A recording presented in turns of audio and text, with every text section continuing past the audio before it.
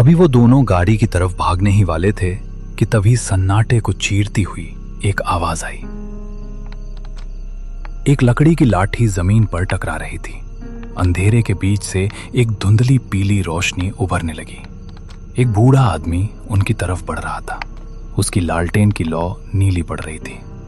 रात बहुत गहरी है मुसाफिरों, और इस जंगल की भूख उससे भी गहरी। बाबा, आप कौन हैं? यहाँ कैसे? हमारी गाड़ी खराब हो गई है, क्या आप हमारी मदद कर सकते हैं? मदद? इस जंगल में रूहें रास्ता भटकती हैं, मदद नहीं मांगती। तुम लोग काला कुआं की जमीन पर खड़े हो। आज अमावस्या है, आज यहाँ का पत्थर भी बोलता है। बाबा, हमें बस यहाँ से निकलना है, हमें डर लग रहा है। डरना भी चाहिए बेटा।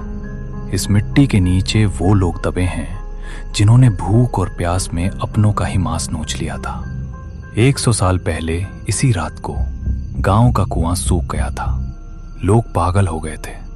उन्होंने एक दूसरे का खून पीकर अपनी प्यास बुझाई थी। तब से यह जगह शापित है।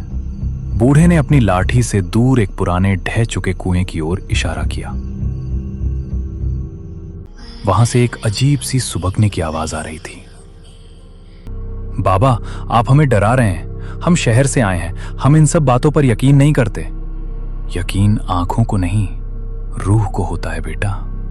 वो देखो, कुएं की मुंडेर पर। क्या तुम्हें वो औरत नहीं दिख रही जो अपने बच्चे को खून पिला रही है? राघव, मुझे कुछ दिख रहा है। एक औरत सफेद कपड़ों में, वो हमारी तरफ देख रही है और मुस्कुरा रही है। वो बुला रही है तुम्हें। आज की रात उसे 2 नए मेहमान चाहिए। अमावस्या का अंधेरा कभी खाली हाथ नहीं लौटता। अचानक एक तेज ठंडी हवा का झोंका आया और बूढ़े की लालटेन बुझ गई।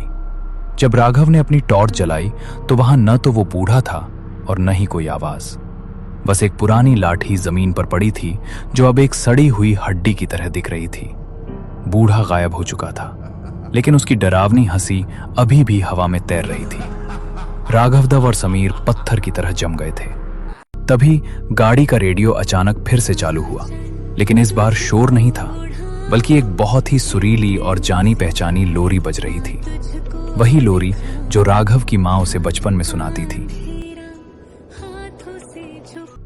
समीर, सुन रहा है? ये तो वही गाना है। मेरी मां, वो यहां है।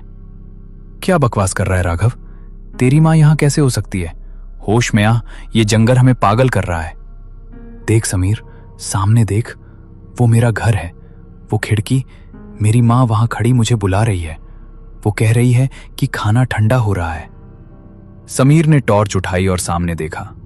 वहां कोई घर नहीं था, सिर्फ कंटीली झाड़ियां और एक गहरी खाई थी जिसके नीचे वही काला कुआं था। लेकिन राघव को कुछ और ही दिख रहा था। उसकी आंखों की पुतलियां पूरी तरह सफेद हो चुकी थीं। राघव, रुक, वहां खाई है। तू कहां जा रहा है? मेरी बात सुन। समीर, तू भी आना। देख, अंदर कितनी रोशनी है। बूढ़ा सही कह रहा था, अमावस्या का अंधेरा बहुत सुकून देता है। राघव धीरे धीरे खाई की मुंडेर की तरफ बढ़ने लगा। समीर ने उसे रोकने के लिए उसका हाथ पकड़ा, लेकिन जैसे ही उसने छुआ, समीर के मुंह से चीख निकल गई। राघव का शरीर लोहे की तरह ठंडा था और उसकी खाल कागज की तरह फटने लगी थी। तू राघव नहीं है। तेरा चेहरा पिघल रहा है।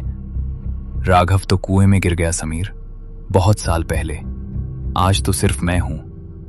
अचानक चारों तरफ से वही खटखट की आवाज आने लगी। सैकड़ों लालटेन की रोशनी झाड़ियों से उभरने लगी। वो सब बूढ़े चौकीदार जैसे दिख रहे थे जिनके चेहरे नहीं थे। उन्होंने समीर को घेर लिया। नहीं भगवान, मुझे बचा लो, मुझे यहां से जाना है। अमावस्या प्यासी है। समीर ने अपनी आंखें बंद कर ली। एक तेज चीख पूरे जंगल में गूंजी और फिर मौत जैसा सन्नाटा छा गया। अगली सुबह सूरज की रोशनी ने उस भयानक जंगल के राज खोल दिए। पुलिस को सड़क के किनारे वही पुरानी जीप मिली। गाड़ी का बोनट खुला था, लेकिन इंजन में कोई खराबी नहीं थी। गाड़ी के पास राघव का कैमरा गिरा हुआ था। जब पुलिस इंस्पेक्टर ने कैमरे का प्ले बटन दबाया तो वीडियो में सिर्फ